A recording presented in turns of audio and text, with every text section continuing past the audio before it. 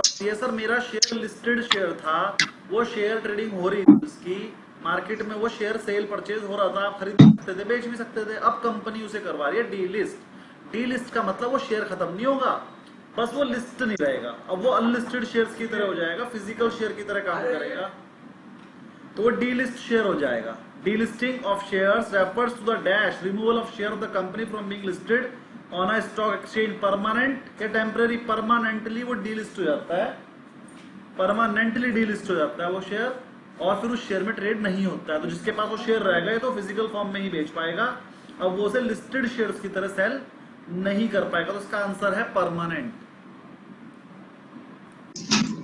Okay sir, confusion नहीं था कि वो अगर दोबारा लिस्ट कर देता है तो फिर मैं कंफ्यूजन था कि दोबारा लिस्ट कर देगा तो ऐसा टेम्पररी वाला इशू समझ में आ रहा था। टेम्पररी का मतलब होता है 2-4 दिन के लिए, वो परमानेंटली डीलिस्ट हो गया है, लेकिन अगर कंपनी उसे दोबारा से लिस्ट कर देगी तो दोबारा से लिस्ट हो जाएगा, फिर तब भी परमानेंट लेवल पे ही होगा। अभी नए आए हैं वो सुन लीजिए, वैल्यूएशन प्रिंसिपल सिखा रहा हूँ।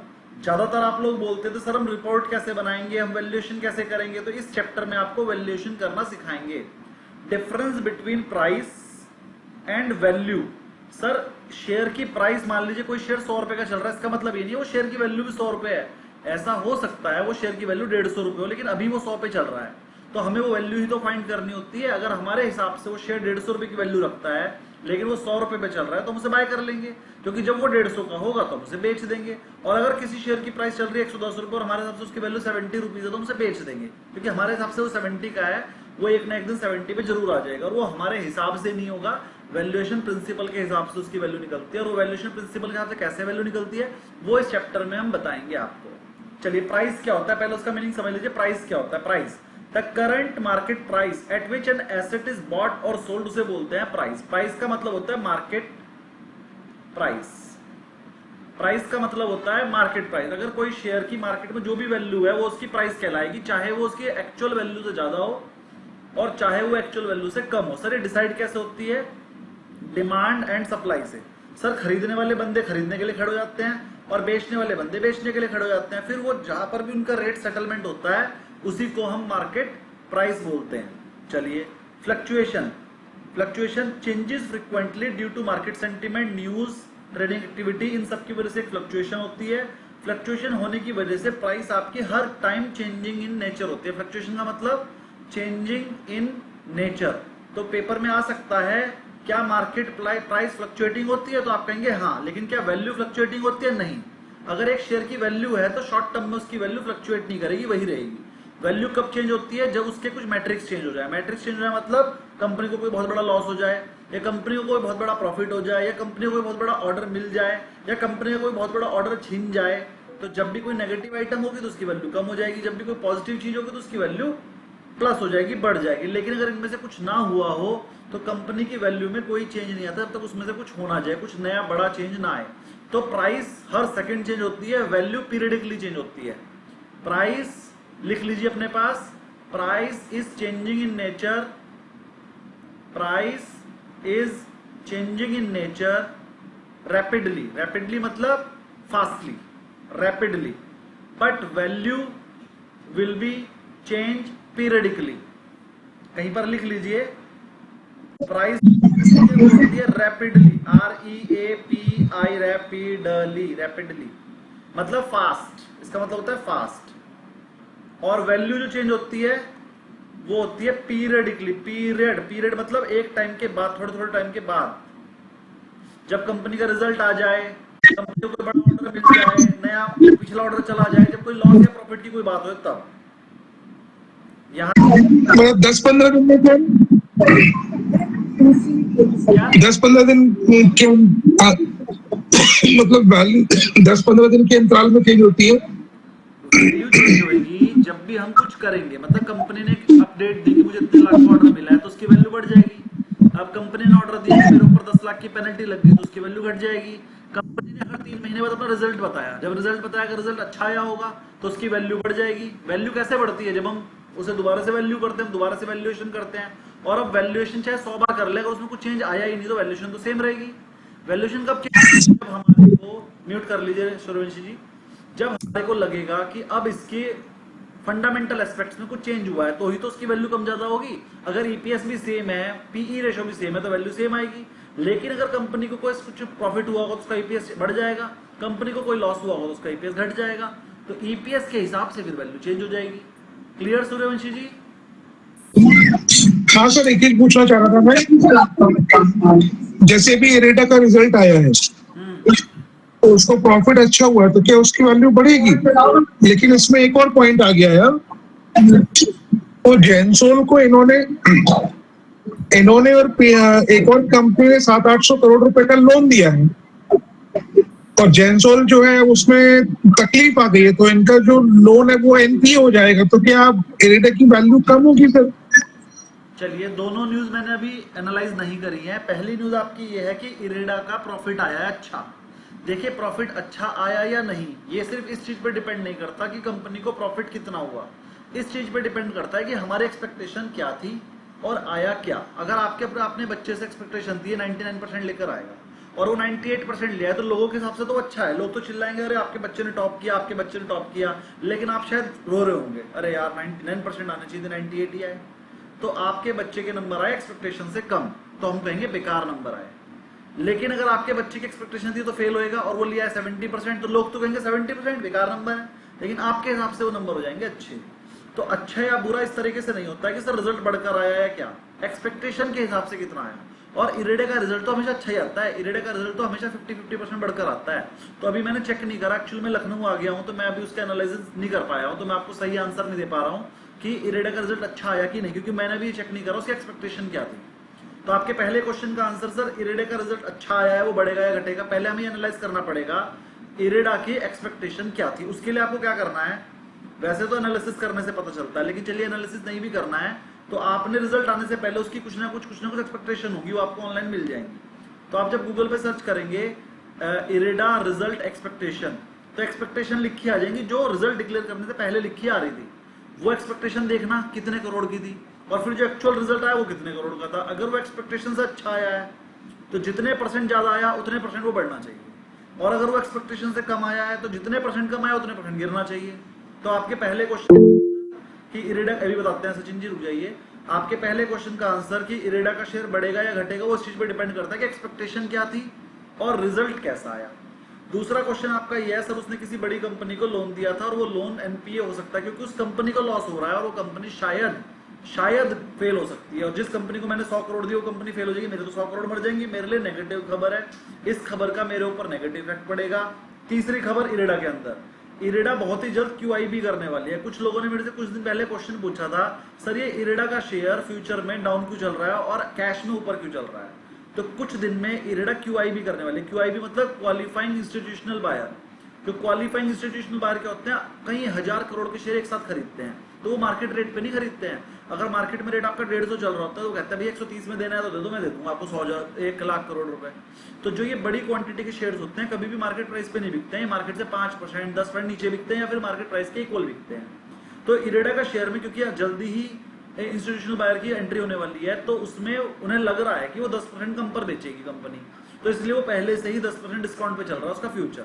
जिस दिन ये खबर आएगी कि इंस्टीट्यूशनल बायर को कितने % पे बेचा गया, उस दिन ये जो फ्यूचर का और कैश का डिफरेंस है वापस बराबर हो जाएगा, उस दिन ये बराबर हो जाएगा और आपको बेनिफिट हो जाएगा। इसीलिए मैंने इरेडा का शेयर खरीदवाया था आपको, जो मैंने कल प्रॉफिट बुक कर लिया है। मुझे एक लॉट में 25 से 30 हजार बचे थे और इरेडा का रिजल्ट आने वाला था तो मुझे लगा शायद गलत ना आ जाए, और मैं लखनऊ में था तो मैं जहाँ देख नहीं पाऊंगा, तो मैंने अपने सारे अकाउंट में से 30-30 हजार का प्रॉफिट बुक कर लिया था। अगर 1 लाख रुपए लगा के 3 या 4 दिन में 30 हजार रुपए बच रहे हैं तो क्या बुरे हैं, ले लिए। जैसे मैंने आपको कल परसों इंडसइंड बैंक खरीदवाया था, 7% कल बढ़ा, 7% आज बढ़ा। मतलब जिस बंदे ने कैश में भी खरीदा होगा मेरे कहने पे, वो 15% बढ़ गया 2 दिन में। मैंने उसमें 1 लाख रुपए लगाए थे और 60,000 रुपए आज प्रॉफिट बुक किया है। तो हम एक तरफ से जब भी डिक्लेयर रिजल्ट होता है उसके हिसाब से भी कैलकुलेट करते हैं, और उसके बीच में जैसा ऐसा न्यूज आ गया, सेंटिमेंट वाला न्यूज आ गया, तब भी कंसिडर कर सकते हैं क्या? हर एक जितनी भी न्यूज आएंगी ना, आपको सब फैक्टर इन करना पड़ेगा, सब कुछ फैक्टर इन करना पड़ेगा। अब इरेडा पे 3 न्यूज हैं, उसके रिजल्ट कैसे आए हैं एक, दूसरा कि सर उस पर QIB ऑफर आने वाला है तो बहुत ज्यादा नहीं बढ़ सकता, क्योंकि क्वालिफाइंग इंस्टीट्यूशन का ऑफर अगर डिस्काउंट पे आ गया तो उसका बढ़ना बेकार हो जाएगा, तो अभी वो ज्यादा नहीं बढ़ेगा जब तक कि क्लियर ना हो जाए कितने रुपए पे वो इंस्टीट्यूशन को बेच रहे हैं अपना माल। और तीसरा उसने जो लोन दे दिया 100 करोड़ 200 करोड़ जितने का भी दिया वो मर सकता है। तो 3 न्यूज को फैक्टर इन करने की वजह से अभी इरेडा मुझे बहुत तेजी से बढ़ता हुआ नहीं लग रहा है, लेकिन मैं फिर भी इरेडा खरीदने की राय क्यों दे रहा हूँ, क्योंकि उसका फ्यूचर जो है डिस्काउंट पे चल रहा है। 10% से ज्यादा डिस्काउंट नहीं देने वाले इंस्टीट्यूशनल बायर को, पहले ही 10% डिस्काउंट पे चल रहा है। मतलब अगर फ्यूचर में खरीद कर बैठ जाएंगे तो इरेडा को खरीदने में कोई नुकसान नहीं है, कैश में खरीदोगे तो नुकसान हो सकता है। और कोई क्वेरी किसी की? सचिन जी कोई क्वेरी? आपकी क्वेरी सॉल्व हो गई है? नहीं सर, क्लियर हो गया सर, क्लियर हो गया सर। सर ये क्वेरी वैल्यू के ऊपर है, जी जी तो वैल्यू का ये नॉट नेसेसरी कि ये क्वार्टरली बेसिस पे वैल्यू चेंज हो जाएगी या कम हो जाएगी, ज्यादा हो जाएगी, डिपेंडिंग ऑन द न्यूज और depending on the factor which are influencing on that particular company. चलिए फिर मैं आपको बताता हूँ कैसे, मैं क्या कहना चाह रहा हूँ। आप थोड़ा सा उसे अलग समझ गए, कोई बात नहीं। ये देखिए, मान लीजिए एक कंपनी का, आपको मैं अलग से भी समझाऊंगा, जितना समझ में नहीं आएगा कोई दिक्कत नहीं। मान लीजिए एक कंपनी की आपने ईपीएस कैलकुलेट करी, ईपीएस पहले यहाँ सेल कैलकुलेट करी, कॉस्ट कैलकुलेट करी, ईबीआईटी आया, ईबीआईटी में से इंटरेस्ट लेस करा, टैक्स लेस करा, उसके बाद ईएटी आया, नंबर ऑफ शेयर्स डिवाइड करके ईपीएस आ गया।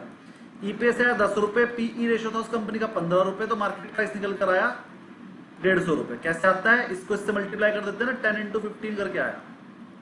अब 3 महीने बाद कंपनी ने फिर से अपनी सेल बढ़ गई, कुछ सेल करी, कॉस्ट करी, ईबीआईटी करे, सब करने का उसका ईपीएस निकल कर आया 12 रुपए।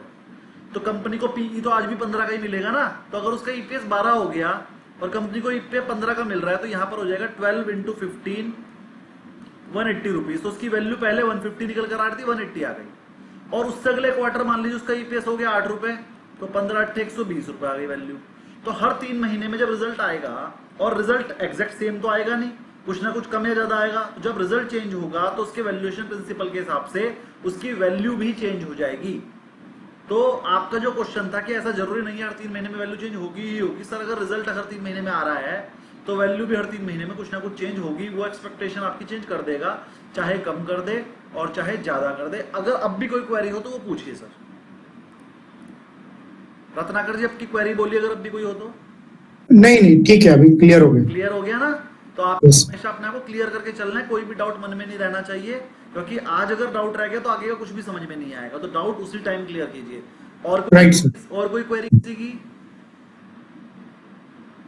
Very good. आगे के दोनों लेसन मजेदार हैं, लेकिन समझ में उसे ही आएंगे जिसको पिछला सारा समझ में आ रखा है, क्योंकि आगे के दोनों लेसन पूरे प्रैक्टिकल है सर। वैल्यूएशन प्रिंसिपल है, वैल्यू कैसे निकालते हैं, पल प्लस रिसर्च रिपोर्ट में कैसे निकालते हैं वैल्यू, ऐसे ही निकालते हैं, यही वाले मेथड से निकाल कर बताते हैं रिपोर्ट में कि मेरा टारगेट ये है।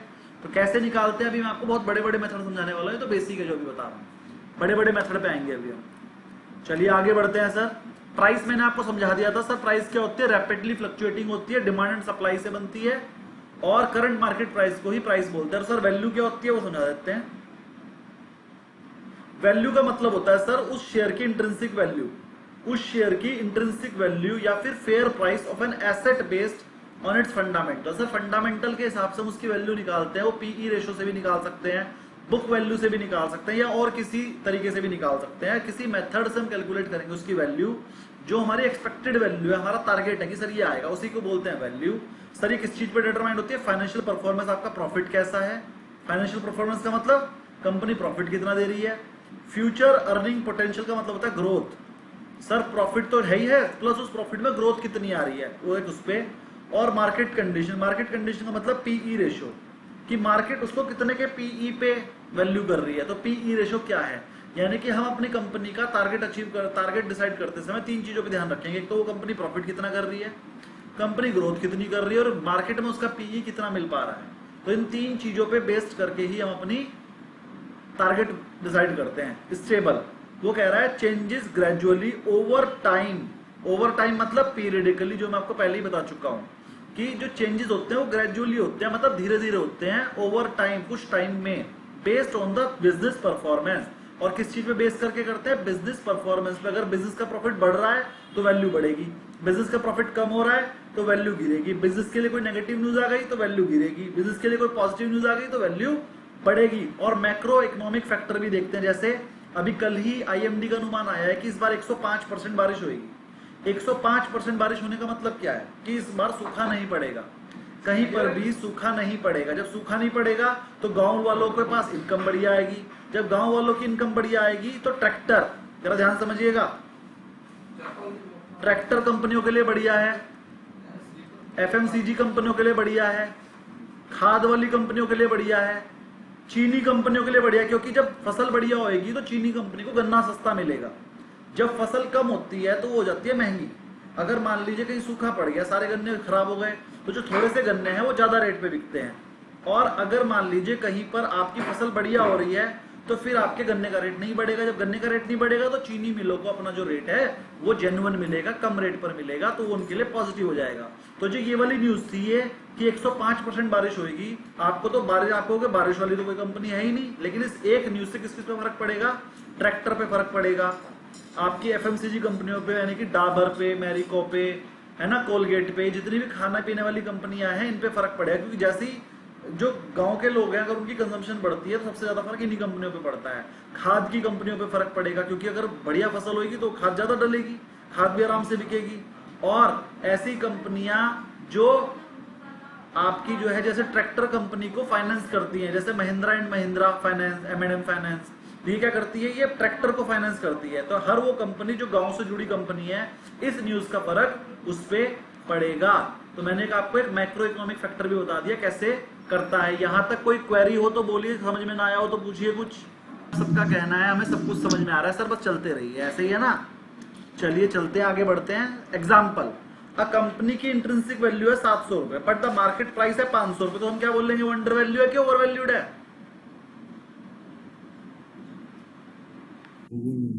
अगर एक कंपनी की इंट्रिंसिक वैल्यू हिसाब से उसकी वैल्यू 700 रुपए है, हमने उसकी इंट्रिंसिक वैल्यू कैलकुलेट की तो वो 700 आई, लेकिन मार्केट में उसका प्राइस 500 ही चल रहा है, तो वो अंडर वैल्यूड है कि ओवर वैल्यूड है? Under valued. अंडर वैल्यूड है। हमारे हिसाब से वो 700 की और वो चल 500 की, वो अंडर वैल्यूड है, तो ले लो, क्योंकि वो 200 रुपए सस्ती मिल रही है अंडर वैल्यूशन पे। अंडर वैल्यूड मतलब उसकी वैल्यू कम लगी हुई है, एक्चुअल में उसकी वैल्यू है ज्यादा। तो वो पेपर में ये वाला क्वेश्चन आएगा, वो अंडर वैल्यूड है कि ओवर वैल्यूड? आंसर सही देना। हमारे हिसाब से इंट्रिंसिक वैल्यू 700, मार्केट प्राइस 500, कम है कि ज्यादा? कम है। अगर मार्केट प्राइस कम तो अंडर वैल्यू, मार्केट प्राइस ज्यादा तो ओवर वैल्यू। गलती मत करना, पेपर में क्वेश्चन आए हैं। चलिए आगे बढ़ते हैं। प्राइस और वैल्यू में डिफरेंस बता रहे हैं सर। मीनिंग, प्राइस का मीनिंग होता है व्हाट यू पे, जो मार्केट प्राइस है। प्राइस का मतलब होता है मार्केट प्राइस, जो आपने पे किया। वैल्यू का मतलब व्हाट यू गेट, आपको क्या मिला। आपने मान लीजिए एक 200 रुपए का फटा हुआ नोट था और आपने 190 में ले लिया, तो उसकी मार्केट प्राइस तो हो गई 190, क्योंकि आपने 190 में ले लिया उसे। लेकिन जब आप उसे बैंक में जाके जमा करोगे तो पूरे 200 में ही जमा आएगा वो, तो उसकी वैल्यू 200 रुपए ही है। 200 के नोट पे लिखा रहता है, चाहे वो फटा हुआ भी हो, मैं धारक को 200 रुपए अदा करने का वचन देता हूं, तो चाहे उसके 4 टुकड़े हो जाए वो 200 रुपए का है। लेकिन जब 4 टुकड़े होंगे तो मार्केट में चलता नहीं है, फिर लोग कहते हैं चलो मैं 100 में ले लेता हूं आपसे, तो उसकी मार्केट प्राइस 100 रुपए हो गई, लेकिन उसकी वैल्यू 200 ही रहती है। अगर आप उस बंदे को ना बेच के उसे बैंक में जमा करके आओगे तो फटे हुए के कटे हुए के भी 200 रुपए पूरे मिलेंगे, तो वैल्यू उसकी हमेशा 200 ही रहेगी, मार्केट प्राइस कम ज्यादा हो सकती है। नेचर, सर प्राइस होती है डायनामिक, डायनामिक मतलब चेंज होती है, चेंज फ्रिक्वेंटली, बार बार चेंज होती है। और जो वैल्यू होती है सर रिलेटिवली स्टेबल होती है, चेंज तो ये भी होती है लेकिन ये पीरियडिकली चेंज होती है, पीरियडिकली। लिखते रहिए ये सब बातें, पीरियडिकली चेंज होती है। सर प्राइस कैसे डिसाइड होती है? डिमांड एंड सप्लाई के हिसाब से। और वैल्यू, वैल्यू तो सर हम डिसाइड करते हैं, research analyst, RA, research analyst अपने फाइनेंशियल और फंडामेंटल देख के, अलग अलग मेथड सीख के, पढ़ाई लिखाई करके वैल्यू डिसाइड करता है। मेजरमेंट कैसे करता है सर? ये मार्केट ड्रिवन होता है, इसमें हम कुछ नहीं कर सकते। और ये एनालिटिकल मॉडल होता है, इसमें DCF अप्रोच होता है, PE अप्रोच होती है, सब मैं आपको सिखाऊंगा इसी लेसन में।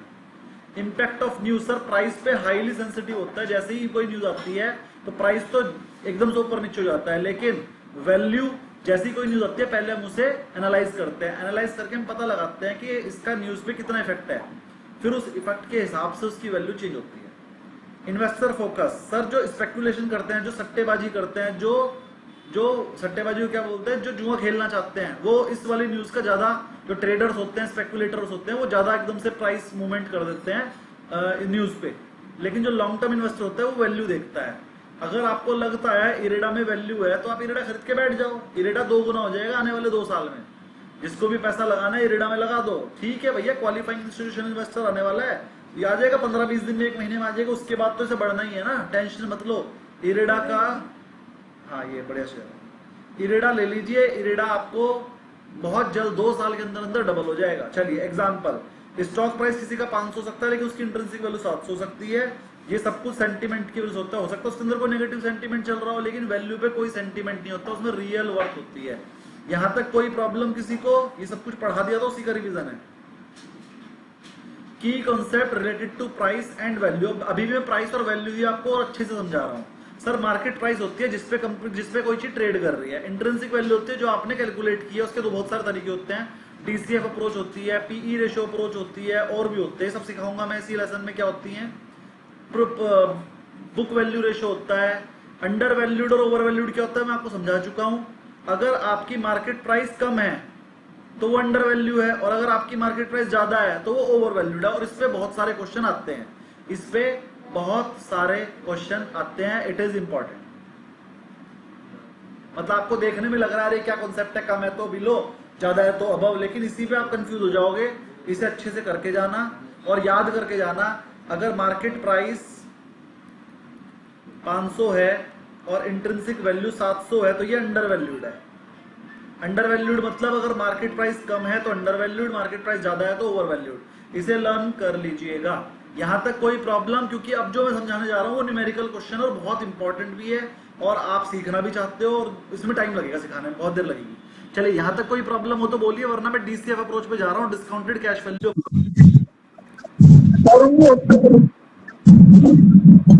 ओवरब्रॉट वगैरह क्या होता है? ओवर वैल्यूड होता है, हमारे हिसाब से उसकी वैल्यू 500 ओवर हमारे हिसाब से उसकी वैल्यू 500। नहीं, ओवरबॉट ओवरबॉट, ओवरब्रॉट, हाँ हाँ ठीक है। ओवरबॉट ओवर सोल्ड एक अलग अलग चीज है। वो जब मैं आपको ओपन इंटरेस्ट बताऊंगा ना, ओपन इंटरेस्ट ओआई डेटा, जब मैंने आपको ओपन इंटरेस्ट चेन दिखाई थी, ऑप्शन चेन, तो जब ऑप्शन चेन पढ़ाऊंगा 10 में, तो वहां पर ओवरबॉट, ओवरसोल्ड, अंडरबॉट, अंडरसोल्ड, ये सब बताऊंगा। बाइंग और सेलिंग के डेटा के हिसाब से जब मैं आपको ओपन इंटरेस्ट और ऑप्शन चेन डेटा सिखाऊंगा तब आएगा, अभी नहीं बता पाऊंगा, लेकिन थोड़ा थोड़ा ऊपर ऊपर से बता देता हूं। ओवरबॉट का मतलब जब किसी कंपनी के शेयर को लोगों ने अपनी कैपेसिटी से ज्यादा खरीद के रख लिया, और ट्रेडर्स ने, मतलब अपनी कैपेसिटी 100 शेयर खरीदने की थी, खरीद कर बैठ गए 150, तो वो ओवरबॉट हो जाता है। हालांकि उसकी वैल्यू तो अभी और बढ़नी चाहिए, लेकिन क्योंकि लोगों ने कुछ ज्यादा ही खरीद लिया होता है तो बहुत ही जल्दी उसके अंदर प्रॉफिट बुकिंग के आसार बन जाते हैं। अगर आपने कोई चीज, आपके पास 100 रुपए थे और आपने 100 रुपए की खरीदी, आप उसे 10 साल भी होल्ड कर सकते हो, लेकिन आपके पास थे तो 100 रुपए और खरीद ली 150 की, तो आप कोशिश करोगे कि जो मैंने एक्स्ट्रा खरीद रखा है माल, कम से कम वो तो निकाल दूं।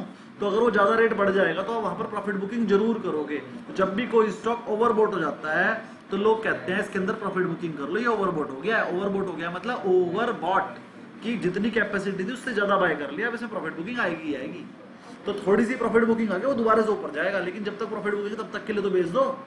ओवरबॉट आपको मेरे हिसाब से समझ में आ गया होगा, इसको डिटेल में बताऊंगा। ओवरबॉट पे आधी क्लास लगेगी 1.5 घंटे की, 3-3 घंटे की क्लास हुआ करेंगे।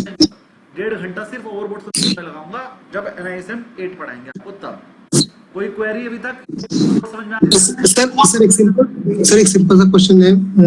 और मार्केट में अगर 10 करोड़ शेयर है ओपन मार्केट में, उसमें ओवरसोल्ड कैसे डिसाइड कर सकते तो हैं? कहा क्योंकि NISM 8 में बताऊंगा, ओपन इंटरेस्ट डेटा से होता है, इसमें ओपन इंटरेस्ट पता है, टोटल शेयर है 10 करोड़, उसमें PCR रेशियो होता है। जब PCR रेशियो आपका 1 से ज्यादा हो जाए, जब PCR रेशियो आपका 1 से ज्यादा हो जाए तो ओवरबॉट पे जाता है। ठीक है, अब ये PCR 1 क्यों पे ओवरबॉट क्यों है, सब कुछ उसी लेसन में सिखाऊंगा कि पूरा कंसेप्ट है। 2-3 क्लास लगेगी इसी बात पे, 3-3 घंटे की 2 क्लास चाहिए मुझे कंसेप्ट सिखाने के लिए पूरा। तो मैं जब NISM 8 पढ़ाऊंगा तब आपको अच्छे से समझाऊंगा। बस ओवरबॉट का मीनिंग समझा दिया है कि एक लेवल आएगा, हमें पता चलेगा ये आइटम ओवरबॉट हो गई है, वहां पर आपने उसमें प्रॉफिट बुक करके निकल जाना है, क्योंकि वहां से वो गिरेगी। तो ओवरबॉट होने पे हमेशा निकल जाना होता है, और ओवरसोल्ड होने का मतलब है कि अब यहाँ से शॉर्ट कवरिंग आएगी तो वहां पर खरीद कर बैठ जाना होता है, क्योंकि वहां से फिर उसमें शॉर्ट कवरिंग आएगी, शेयर बढ़ेगा। तो ध्यान समझिएगा, DCF अप्रोच वाले ने क्या बोला। DCF अप्रोच की फुल फॉर्म थी डिस्काउंटेड कैश फ्लो अप्रोच। देखो आज की क्लास में बस ये DCF अप्रोच पढ़ाकर आज की क्लास बंद कर दूंगा, क्योंकि ये बहुत बड़ा क्वेश्चन है, ये छोटा कंसेप्ट नहीं है और बहुत इंपॉर्टेंट भी है, और आपके लिए सबसे ज्यादा यूज होने वाला कंसेप्ट है। लेकिन इससे पहले मैं आपको काम की बहुत ज्यादा स्ट्रेटेजी बताने वाला हूँ आज जरा ध्यान से समझिए सर, किसी की एज हमारे बैच में 30 होगी, 30 to 35 होगी, किसी की 40 to 45 भी होगी, 30 से नीचे तो कोई है ही नहीं हमारे बैच में जहां तक मुझे पता है, और कुछ लोग हमारे पास 45 से 50 वाले भी होंगे। और ज्यादातर लोग क्या होंगे, सर मैं 1 लाख रुपए कमाता हूँ, 80,000 खर्च कर देता हूँ, 20,000 बचते हैं, ये 20,000 मैं सेव कर लेता हूँ, कल को मेरे बच्चों की शादी होगी उन्हें दे दूंगा। तो आपने अपने बुढ़ापे के लिए तो कुछ बचाया ही नहीं। सर बचाया है ना, मेरे पास घर है, अरे घर बेच दोगे क्या? घर तो बच्चों को ही देके जाओगे, और जो 20,000 बचाए थे वो उनकी शादी में लग जाएंगे, उनकी पढ़ाई में लग जाएंगे, तो अपने लिए क्या बचाया?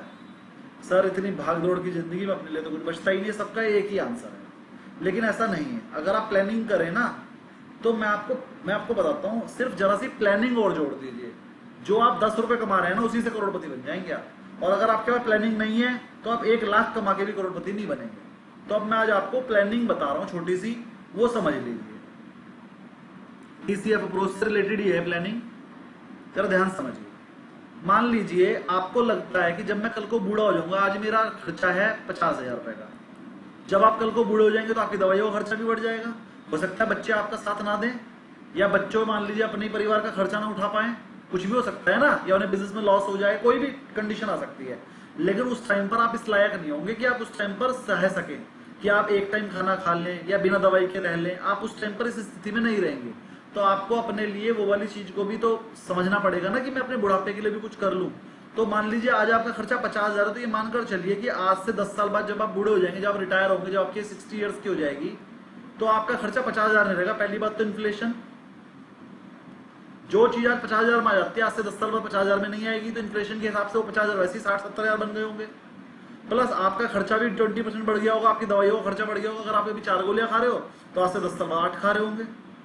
आज आपको कोई प्रॉब्लम नहीं है, आज से 10 साल बाद हो सकता हो तो ये भी बढ़ गया होगा। यानी कि अगर आज आपका अपना खर्चा 50,000 रुपए का है, तो आपके बुढ़ापे में वो खर्चा बढ़ के 75,000 तो हो ही जाएगा। तो आपको कुछ ऐसा कर लेना चाहिए कि आपके पास 75,000 रुपए महीना तो कम से कम आए। और अभी आप ये 50,000 कमाने के लिए काम कर रहे हो, उस टाइम ये 75,000 बिना काम करे आने चाहिए।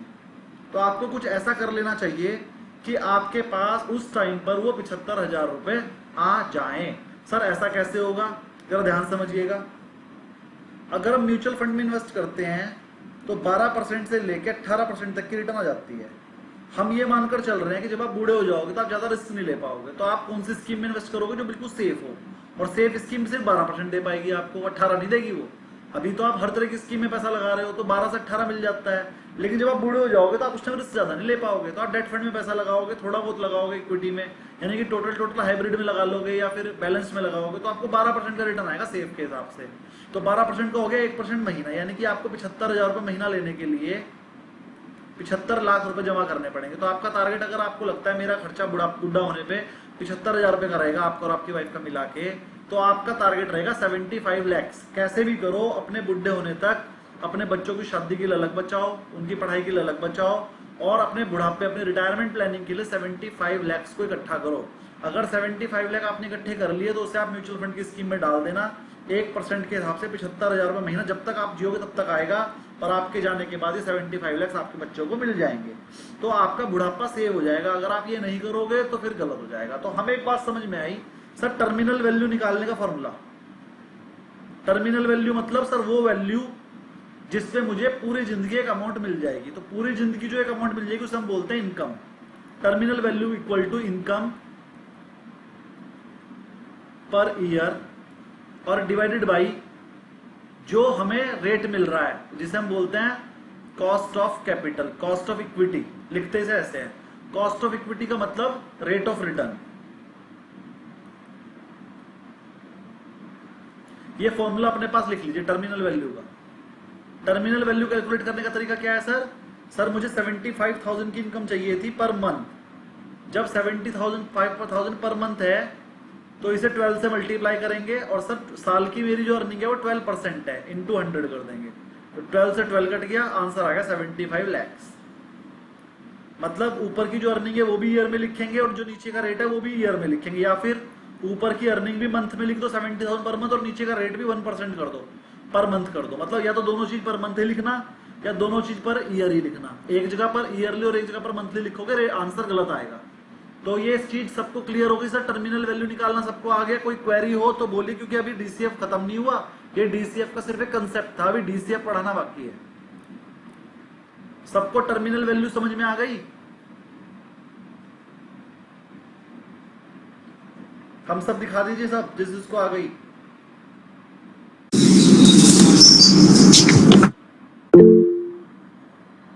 जी दीपक जी, कोई क्वेरी हो तो बोलिए। नो सर, ऐसा 75,000 हमको चाहिए, वो अमाउंट डालना होगा। कितनी अमाउंट हमको चाहिए पर मंथ के लिए, उतना अमाउंट डालना होगा, इंटू 12/12 इंटू 100 होगा। जितनी अमाउंट हमें चाहिए, जो इनकम हम चाह रहे हैं, वो डिवाइडेड बाई जो रेट ऑफ रिटर्न है उससे डिवाइड कर देंगे, तो आपके पास इन्वेस्टमेंट आ जाएगी। कितनी इन्वेस्टमेंट आपको उस टाइम पर चाहिए, उसे बोलते हैं टर्मिनल वैल्यू। टर्मिनल मतलब लास्ट की वैल्यू, टर्मिनल मतलब लास्ट। आपने जब अपने शहर में आईएसबीटी जाते हो तो उसका आईएसबीटी मतलब inter state bus terminal. Terminal मतलब बस यहीं तक आएगी, इसके आगे नहीं जाएगी। टर्मिनल मतलब एंड, दी एंड। टर्मिनल मतलब लास्ट, सर यहाँ पर सब खत्म, इसके आगे नहीं जाएगी।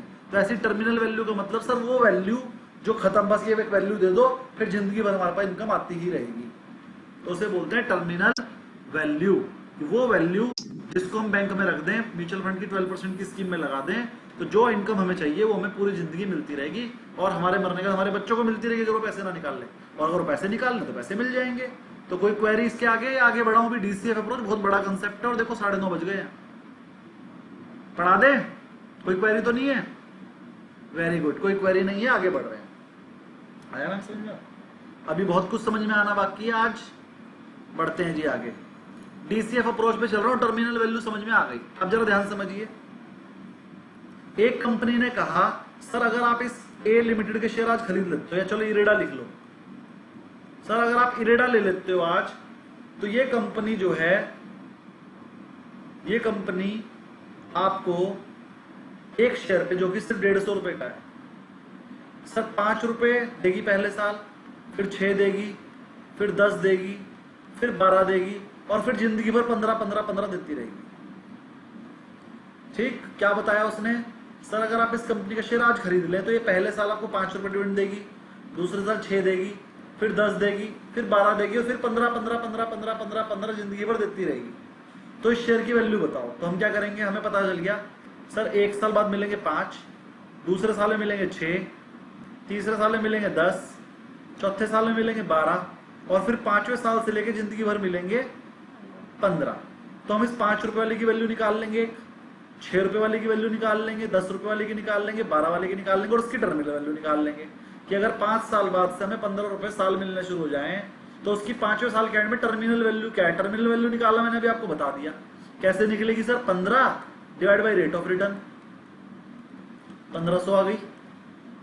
5 साल से लेके जो जिंदगी भर पैसा मिलेगा उसकी वैल्यू निकालनी समझ में आ गई, टर्मिनल वैल्यू, क्योंकि जिंदगी भर मिलना है। तो इसके लिए तो फॉर्मूला भी मैंने बताया ही है कि अगर कोई वैल्यू आपको जिंदगी भर मिलनी है तो उसकी अगर एक वैल्यू निकालनी हो तो वो income divided by rate of return. Rate of return महीने का 1% था और साल का 12%, तो उसे 12 से डिवाइड करेंगे, तो 12 से डिवाइड करके आएगा, जो भी आएगा वो आंसर आ जाएगा। यहाँ पर आएगा 12 का 12, 12 24 और 12 60, 125 रुपए आ गया।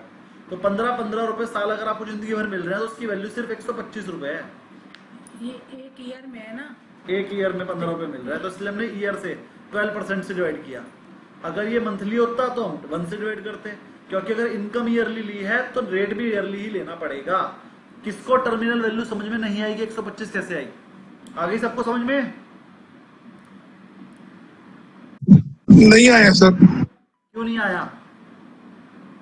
आपको कंपनी ने बोला कि मैं 12 रुपए डिविडेंड, अब 15 रुपए डिविडेंड जिंदगी भर दूंगी, और 12% का आपका रेट ऑफ रिटर्न है। तो आपने ईयरली रिटर्न को 15 रुपए को ईयरली रेट से डिवाइड कर दिया। ईयरली रेट है 12%, 1% महीना और 12% ईयरली। पेपर में 12 से मत डिवाइड करना, जितना रेट क्वेश्चन में गिवन होगा उससे करना। 12% मैंने अज्यूम किया हुआ है, तो 12% ईयरली है, 125 रुपए आएगी वैल्यू। और अगर 125 रुपए का 12% निकाल कर देखोगे तो वो 15 आ जाएगा। तो आप कंफर्म भी कर सकते हो कि मेरा आंसर सही है कि नहीं। अगर आप, ये आपका आंसर आया ना 125 का 12% करोगे तो वही ईयरली रिटर्न ही आएगी 15 रुपए। तो डिवाइड करके जो आंसर आया आप उसको दोबारा से कैलकुलेट करके देख भी सकते हो मेरा आंसर ठीक आया कि नहीं आया। जी सर, अब मुझे बताइए दोबारा समझ में आया कि नहीं आया? मैंने क्या करा, जो मेरा फॉर्मूला था terminal value equal to income divided by rate. Income है मेरी 15, रेट है मेरा 12, इंटू 100 कर दिया तो आंसर आ गया 125। अब समझ में आया? 12 कहाँ से आया फिर? सर 12% ईयरली रेट है कि अगर हम पैसा अपना कहीं पर इन्वेस्ट करें तो हमें ईयरली कितनी रिटर्न मिलेगी। ये क्वेश्चन में गिवन होगा, वो 10% भी हो सकता है, 8 भी हो सकता है, 12 भी हो सकता है। कैपिटलाइजेशन रेट या रेट ऑफ रिटर्न क्वेश्चन में गिवन होगी। हम 12% एज्यूम करके आंसर बता रहे हैं आपको। पेपर में रेट गिवन होता है, उसी से होगा। ठीक है, इससे रिलेटेड क्वेश्चन भी आएंगे अभी नीचे। बढ़े थोड़ा सा और आगे। हाँ सर। Very good. अब सर हमने आपको टर्मिनल वैल्यू निकालना तो बता दिया, लेकिन सर ये तो नहीं बताया सर ये 1 साल के बाद जो 5 रुपए मिलेंगे इसकी वैल्यू कैसे निकलेगी, 2 साल के बाद 6 मिलेंगे इसकी वैल्यू कैसे निकलेगी, 3 साल के बाद 10 रुपए मिलेंगे इसकी वैल्यू कैसे निकलेगी, और 12 साल के बाद तो 4 साल के बाद 12 रुपए मिलेंगे इसकी वैल्यू कैसे निकलेगी। अब मैं आपको वो बता रहा हूं, एक फॉर्मूला था अगर आपने छोटी क्लास में याद हो आपको, मिश्रधन बराबर मूलधन इंटू 1 प्लस दर बटे 100 की पावर समय, हिंदी में।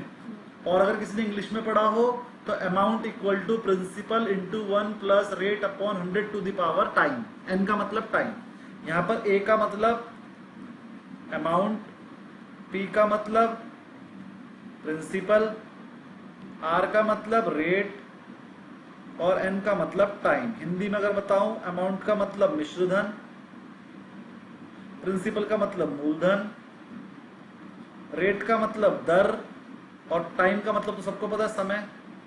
तो ये फॉर्मूला होता था चक्रवर्ती मिश्रधन निकालने का कि सर अगर मैंने किसी को 100 रुपए दिए तो 5 साल में कितने हो जाएंगे। तो फिर यहां पर आप पी की जगह पर 100 रख देते थे इंटू 1 प्लस 12% अपॉन 100 की पावर 5 साल, और इसको सॉल्व करके जो आंसर निकलता था तो आपको पता चलता था कि आपके 100 रुपए हो गए सर 140 या जो भी हो गए, तो 140 आंसर हो जाता था। चक्रवर्ती मिश्रधन निकालने का फॉर्मूला था। किस किस को ये समझ में नहीं आया, ये किस किस को याद नहीं है ये फॉर्मूला कि नहीं सर मेरे नहीं आता, किस किस को नहीं आता है? सर याद नहीं है। Very good. नहीं आता सर। और किसको नहीं आया? सर उतना क्लियर नहीं है सर। Very good. और किसको नहीं आया?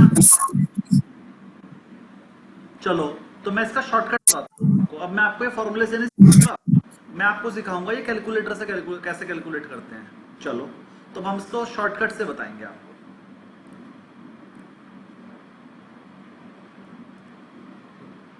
चलिए अगर मैं आपसे कहूं सर मैंने आपको 100 रुपए दिए तो बताओ 10% ब्याज से वो 1 साल बाद कितने हो जाएंगे, तो आप कहोगे 100 रुपए प्लस 10 110 हो जाएंगे। किसको ये समझ में नहीं आया? अगर मैंने आपको 100 रुपए दिए और कहा 10% से बताओ कितने हो जाएंगे, तो आप कहोगे सर 110। कैसे सर? 100 तो पहले से है प्लस 100 रुपए का 10% ब्याज मिल जाएगा, वो ऐसे निकलेगा। तो 100 रुपए प्लस 10 रुपए ब्याज मिल गया और 110 हो गया। किसको ये समझ में नहीं आया ये बताओ? ये आ गया सर। आ गया। और 2 साल में कितने हो जाएंगे सर? 1 साल में 110 हुए तो दूसरे साल में 110 तो पहले से ही है और 110 पे 10% और मिल जाएगा।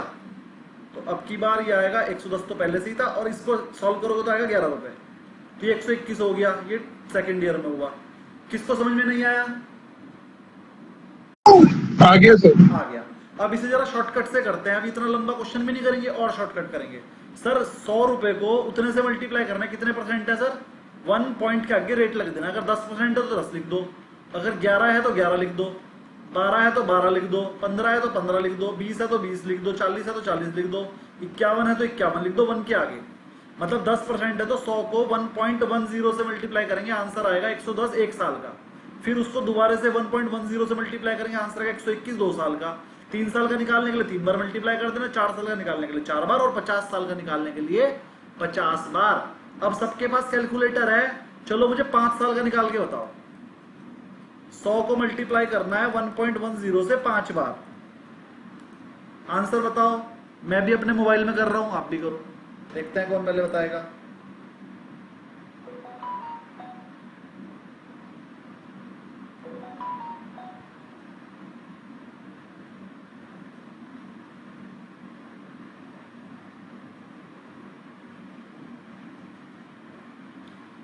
बोलिए जी कितना आया?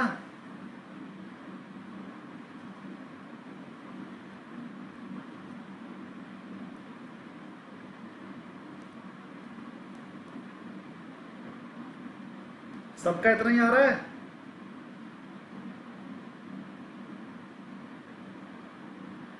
So 161.05 161 आ गया सर, 161.05। सर ये 1.10 और किस किस का 146 आया? तो पहले 161 वाले हैंड रेज कर लीजिए। सर मेरा आया। Very good. और हो गए, मोहन जी का भी आया, और भी आए, एक दो और आए। Very good. 161 वाले। और 146 किस किस का आया?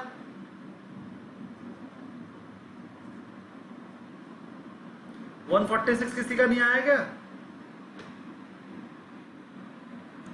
आंसर सही 161 ही है। Very good. 146 किसी का नहीं आया, बहुत बढ़िया। मैंने 4 बार मल्टीप्लाई की थी जानबूझ के, क्योंकि ज्यादातर लोग ना मेरा आंसर देख के बोलते हैं सर मेरा भी आ गया, तो मैंने कहा देख लेता हूँ कौन कौन झूठ बोल रहा है, लेकिन सब सच बोल रहे हैं। बहुत बढ़िया। तो मैंने 4 ही बार मल्टीप्लाई की थी, आप लोगों ने 5 बार करना है, क्योंकि 5 साल पूछा था। बहुत ही बढ़िया। जब सबका सही आंसर आ जाए मतलब सब सही पढ़ रहे हैं। सर एक बार मुझे दोबारा बताएंगे, मुझे थोड़ा कुछ समझ नहीं आया। ये जो 1.10 को इंटू अपने 5 करा है बता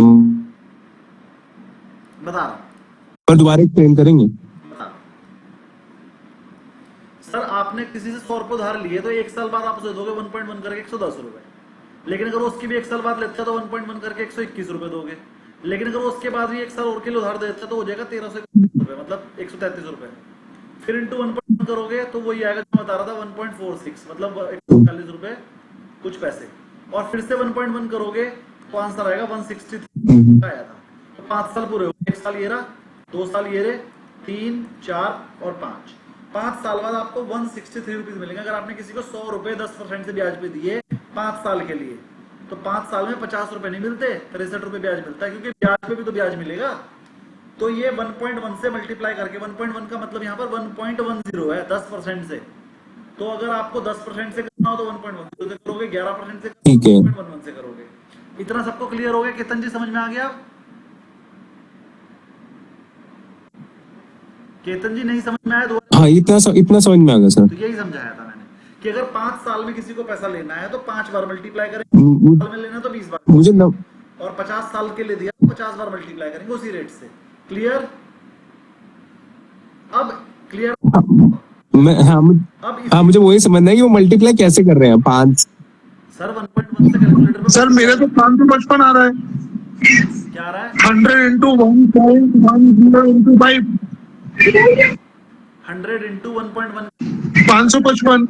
अरे 555 कैसे? 100 into 1.1 into 5।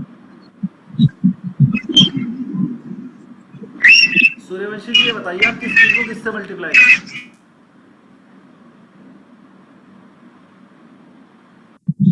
100 into 1.1 into 5। Into 5 नहीं करना है, 1.1 को 5 बार मल्टीप्लाई करना है।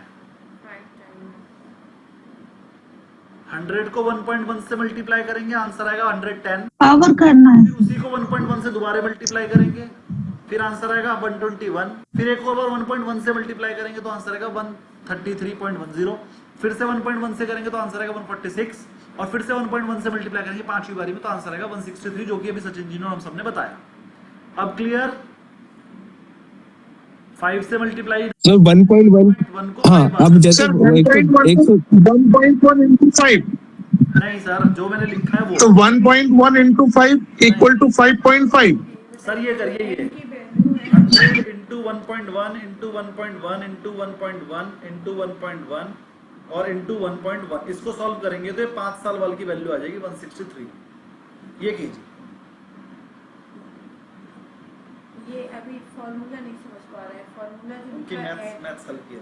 यानी जो n लिखा हुआ है, n समय है, मतलब जितने बार दिया। चक्रवृद्धि ब्याज की फॉर्मूला होती है, मुझसे बता दीजिए, सर आ जाएगा। ये है, यहाँ पर पी की वैल्यू आया सर 161.5। हाँ, तो ये जो आपका सही आंसर आया 161.5, यही सही वैल्यू है। अगर 100 रुपए 10% साल के लिए लगा दिए जाएं तो वो 161 रुपए 50 पैसे बनेंगे। ऐसे कैलकुलेट होता है। सबको क्लियर हो गया? Very good. अब क्वेश्चन, अगर हाँ सर ऐसे ही होगा। Very good. अब अगर किसी को अभी भी क्लियर नहीं है तो पूछ सकता है, क्योंकि अब जो मैं अगला बताने वाला हूं वो इससे भी टिपिकल है। सबको क्लियर? Very good. जरा मेरा लैपटॉप चार्ज नहीं कर रहा, मैं चेक कर लूं क्या हुआ इसे, एक सेकंड। जी जी जी। सर ये 1.1 कहाँ से आया था? ये 1.1 कहाँ से आया था सर?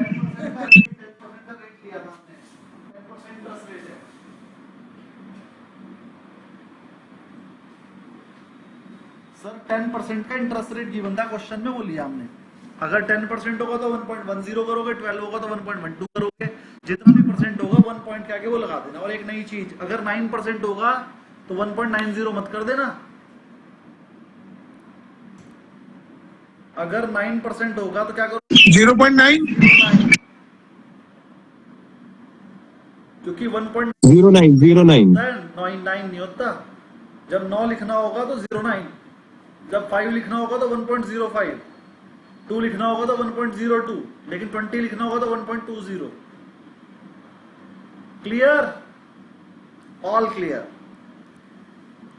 आगे बढ़ते हैं। अगला कंसेप्ट क्या है सर? मैंने आपको ये तो बता दिया कि सर अगर 100 रुपए लिए हो तो 5 साल बाद 161 बन जाते हैं। अगर आपसे क्वेश्चन पूछा जाए कि मुझे किसी ने 5 साल बाद 161 दिए, तो 5 ईयर बिफोर वो कितने होंगे? तो कैसे निकालेंगे सर? वहां पर 1.10 या फिर 1.12 जो भी रेट होता था उससे मल्टीप्लाई करते थे, पीछे जाने के लिए डिवाइड करते हैं। अब क्या होगा? 161 डिवाइडेड बाई 1.1 5 बार। तो पहले 161 को 1.1 से एक बार डिवाइड करोगे तो आंसर आएगा 146, फिर 1.1 से एक और बार डिवाइड करोगे तो आंसर आएगा 133, फिर 1.1 से एक और बार डिवाइड करोगे तो आंसर आएगा 121, फिर 1.1 से एक और बार डिवाइड करोगे तो आंसर आएगा 110, फिर 1.1 से एक और बार डिवाइड करोगे आंसर आएगा 100 रुपए। तो ये 5 बार डिवाइड करके वापस 161 से आप 100 रुपए पे आ जाओगे। तो मतलब सर आगे निकालने के लिए, आगे निकालने को बोलते हैं फ्यूचर वैल्यू। फ्यूचर वैल्यू निकालने के लिए करते हैं मल्टीप्लाई, और पीछे निकालने के लिए, पीछे मतलब 5 साल बाद किसी ने जो पैसे देने उसकी आज की वैल्यू, क्या उसे बोलते हैं? Present value. प्रेजेंट वैल्यू निकालने के लिए करते हैं डिवाइड।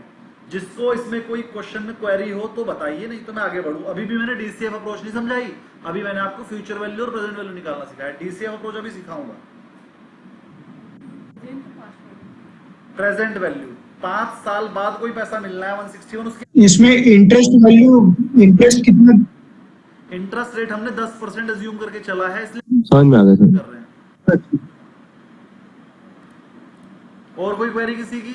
नहीं मतलब इंटरेस्ट रेट देना वहां पे आना, इंटरेस्ट रेट क्वेश्चन में गिवन होएगा कितने इंटरेस्ट रेट दिया हुआ होना चाहिए या हम लोग डायरेक्ट? नहीं नहीं नहीं, क्वेश्चन में ओके होता है, क्वेश्चन में पता ओके है cost of capital interest rate क्या है। जी प्रतीक जी आपकी क्वेरी बोलिए। एक चीज मैं पूछ सकती हूँ? हाँ एक हाँ। मिनट। प्रतीक जी आपकी कोई क्वेरी? कुछ नहीं सर, वो गलती नहीं तो वो गलती से रेज रह गया सर। मैम एक क्वेरी सर वो 1.1 कैसे आया? हाँ जी, रिपीट द क्वेश्चन प्लीज। 1.1 कैसे आया सर वो 10% का? रेट है ना 1.10 है, 1.1%। 10% का रेट assume करके चल रहा हूँ ना मैं। तो क्या 10/100 करोगे? हाँ जी हाँ जी, 1 प्लस आर अपॉन 100 की वैल्यू है। नहीं नहीं, वो आया कैसे सर? 10 कैसे? वही आर अपॉन 100 की वैल्यू है, अच्छा। प्लस आर अपॉन 100 की वैल्यू है। फॉर्मूला था ना, फॉर्मूला था A equal to P into 1 plus r upon 100। तो ये जो 1 प्लस आर अपॉन 100 है, यही बनता है 1.10, और उसकी पावर जितनी होती है उतनी बार हम मल्टीप्लाई कर देते हैं इसको। चलिए हम थोड़ा सा आगे बढ़ते हैं। मैंने आपको हाँ मैम का एक क्वेश्चन था, बोलिए आपने डिलीट ही कर दिया। बताइए। हाँ, इसी में ये था कि आपने ये कहा फ्यूचर वैल्यू, ठीक है, जो हमारे पास अभी अमाउंट है उसको हम फ्यूचर में 5 साल बाद वो कितना अगर हो हमारे जाएगा? पास आपके क्वेश्चन तो समझ गया। नहीं नहीं, आप- एक मिनट, आपने उसको कहा फ्यूचर वैल्यू 5 साल बाद जो आएगी वो हमने निकाला इससे, ठीक है। इसके बाद इसको आपने कहा प्रेजेंट वैल्यू, जबकि हम इससे 5 साल पीछे जो वैल्यू हमारे पास है समझ गया। उसके पीछे हम जा क्वेश्चन क्या है? क्वेश्चन क्या है? हमारे पास आज 100 रुपए हैं और आपसे कहा 5 साल बाद इसकी वैल्यू क्या होगी, तो इसे हम बोलते हैं फ्यूचर वैल्यू क्या होगी। 100 रुपए की आज की वैल्यू तो 100 रुपए है, 5 साल बाद वैल्यू क्या होगी, इसे हम बोलते हैं फ्यूचर वैल्यू। लेकिन अब क्वेश्चन में गिवन है कि अगर आपको किसी कंपनी ने बोला कि आप हमारी एफडी कर दो, आपको 5 साल बाद हम 161 रुपीज देंगे, ठीक है, तो उसकी आज की वैल्यू बताओ क्या होगी। तो आज की वैल्यू मतलब हमें आज की वैल्यू नहीं पता, हमें बस ये पता है कि अगर इस प्लान में पैसा लगा देंगे तो कंपनी कह रही है 5 साल बाद 161 रुपीज मिलेंगे। तो हम हमसे पूछा जा रहा है वो जो 5 साल बाद कंपनी 161 दे रही है उसकी आज की वैल्यू क्या है, तो हम उसे कैलकुलेट करेंगे डिवाइड करके, जो कि निकलकर कुछ भी आ सकती है, मान लीजिए 100 ही आएगी। हम आज से 5 साल पीछे नहीं जा रहे हैं, हमें 5 साल बाद की वैल्यू पहले से कैलकुलेट करके बता दी और आज की पूछ रहे हैं, तो हम उसे डिवाइड करके निकाल देंगे। हमें अगर आज की वैल्यू बता दी और अगर फ्यूचर वैल्यू पूछा तो हम उसे मल्टीप्लाई करके निकाल देंगे। यहां तक किसी को कोई प्रॉब्लम नहीं है शायद, और आपका भी क्लियर हो गया है। चलिए अब हम तीसरी चीज पे चल रहे हैं। सर हमें समझ में आ गया सर, एक शेयर से 1 साल बाद 5 रुपए मिल रहे थे, दूसरे साल में 6 रुपए मिल रहे थे, तीसरे साल में 10 रुपए मिल रहे थे, चौथे साल में 12 मिल रहे थे और 5वें साल से लेकर अनलिमिटेड साल तक 15-15 रुपए मिल रहे थे। तो हम इसकी वैल्यू कैसे निकाल लेंगे। सर ये 5 रुपए वैल्यू 1 साल बाद की है, ये 5 रुपए वैल्यू 1 साल बाद की है, तो इसकी 5 रुपए की 1 साल बाद की वैल्यू मतलब 5 डिवाइडेड बाई 1.1 करके वैल्यू निकाल लेंगे। इसे 1.1 से एक ही बार डिवाइड करेंगे क्योंकि ये 1 साल बाद की है, तो 1 साल बाद को 1 साल पहले लाने के लिए एक ही बार डिवाइड करना पड़ता है। इतने में कोई प्रॉब्लम किसी को, क्योंकि ये 5 रुपए में 1 साल बाद मिलने हैं, तो उसकी आज की वैल्यू निकालने के लिए सिर्फ एक ही बार डिवाइड करेंगे। प्लस 6 रुपए को 1.1 से 2 बार डिवाइड करेंगे क्योंकि ये 2 साल बाद की वैल्यू है, इसलिए से 2 बार डिवाइड करने के लिए आज की वैल्यू निकालने के लिए 2 बार डिवाइड करना पड़ेगा। प्लस 10 रुपए को, सर ये 1.1 आपने इंटरेस्ट लिया है क्या? 10% 10% इंटरेस्ट है, ये 1.1 जो है 1.10 है, तो ये 10 रुपए को 1.10 को 3 बार डिवाइड करना पड़ेगा। प्लस 12 को 1.10 से 4 टाइम्स डिवाइड करना पड़ेगा। यहां तक समझ में आ गया, यहां तक समझ में आ गया। किस कोई जी जी जी सबको समझ में आ गया है। अब आगे बढ़ते हैं। सर हमें समझ में आ गया, एक शेयर से हमें जो पैसा मिलना था वो सब चीजों की आज की वैल्यू निकाल रहे हैं। तो सर 100 साल की तो निकाल नहीं सकते, तो उसका तरीका क्या था सर? उसका तरीका ये था, पहले 1 साल वाले की निकाल लो, वो ये आ गई, फिर दूसरे साल वाले की भी निकाल ली, फिर तीसरे की भी, फिर चौथे की भी, और अब हमें समझ में आ गया 5वें साल से लेके अब अनगिनत साल तक यही मिलती रहेगी। तो पहले इसकी टर्मिनल वैल्यू कैलकुलेट कर लो। टर्मिनल वैल्यू कैलकुलेट करके 125, मतलब ये जो 15 रुपए साल हमें जिंदगी भर मिलने वाले उसकी एक्चुअल वैल्यू 125, लेकिन वो 125 कब है? 5वें साल में। तो अब यहाँ पर टर्मिनल वैल्यू की 1.10 की 5 बार करेंगे, तो इस शेयर की जो अगले 5 साल से लेकर लिमिटेड ईयर्स तक की जो वैल्यू निकल के आई 125, उसकी प्रेजेंट वैल्यू निकल जाएगी। तो यानी कि यहाँ पर हम 125 डिवाइडेड बाई 1.10 को 5 बार डिवाइड करके एक वैल्यू निकाल लेंगे, यानी कि 1 2 3 4 और 5वीं वैल्यू, सारी की सारी वैल्यू निकाल लेंगे, तो हमारे पास present value of future cash flow आ जाएगी। सर इस शेयर से आज से लेके और जिंदगी भर जितना भी पैसा मिलना वाला है ना, उन सबकी प्रेजेंट वैल्यू निकल कर आ जाएगी, और इस प्रेजेंट वैल्यू को ही बोलते हैं कि इन फ्यूचर जितना भी कैश फ्लो शेयर से आने वाला है उसे डिस्काउंट कर दो। डिस्काउंट कर दो मतलब उसकी प्रेजेंट वैल्यू निकाल दो, उसी को बोलते हैं DCF approach, discounting cash flow approach. एक शेयर से जितना भी कैश फ्लो आने वाला है उसे डिस्काउंट कर दो, उसके अंदर से इंटरेस्ट हटा दो, और जो वैल्यू आएगी वो उस शेयर की फेयर वैल्यू होगी। इसको बोलते हैं DCF अप्रोच। किसी को प्रेजेंट वैल्यू निकालने में कोई प्रॉब्लम? अब मैंने यहाँ पर आपको टोटल 2 चीजें बनवाई, एक तो हमें प्रेजेंट वैल्यू निकालने आनी चाहिए, एक टर्मिनल वैल्यू निकालने आनी चाहिए, और टर्मिनल वैल्यू की प्रेजेंट वैल्यू। इन सब चीजों को ऐड कर देंगे तो DCF अप्रोच बन जाएगी।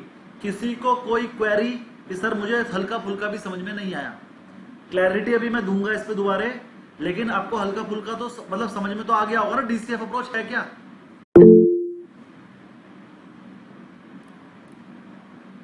दीपक जी बोलिए।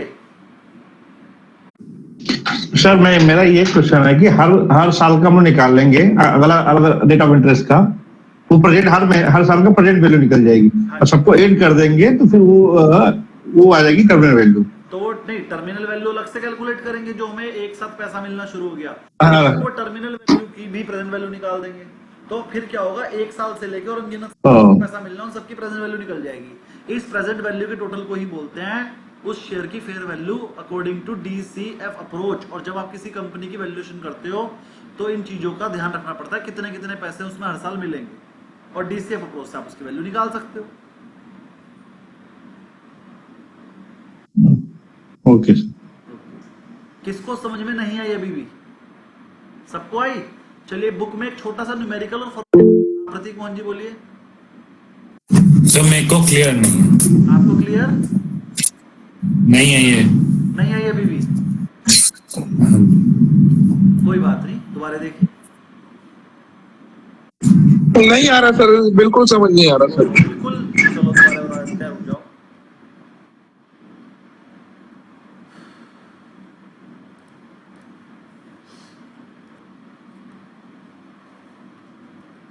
देखिए जितना पैसा जो उनसे साल में मिल रहा है उसे उतनी बार डिवाइड करना है। ये तो सबको समझ में आ गया। पहले साल में पैसा मिल रहा है तो 1 डिवाइडेड बाई 1 प्लस आर की पावर, आर अपॉन 100 की पावर होगी 1।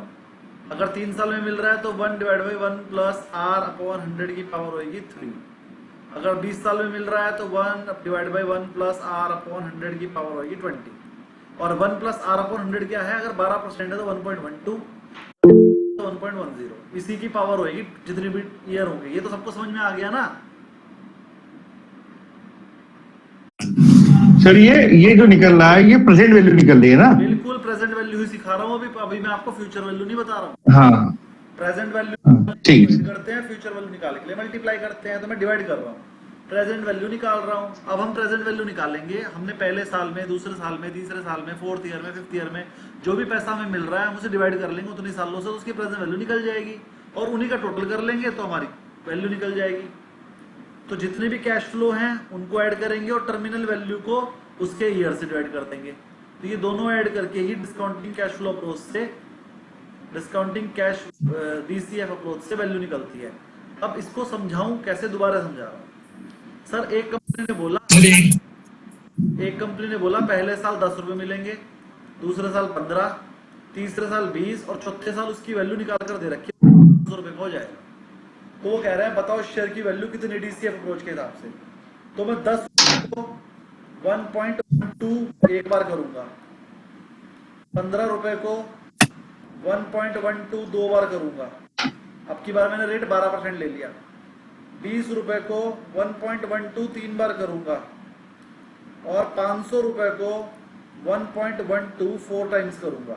यहाँ पर टर्मिनल वैल्यू अपने आप निकाल के दे रखे इसलिए मैं दोबारा नहीं निकालूंगा और इन चारों का जो भी आंसर होएगा वही मेरी वैल्यू है। अब किसको समझ में नहीं आई ये बात?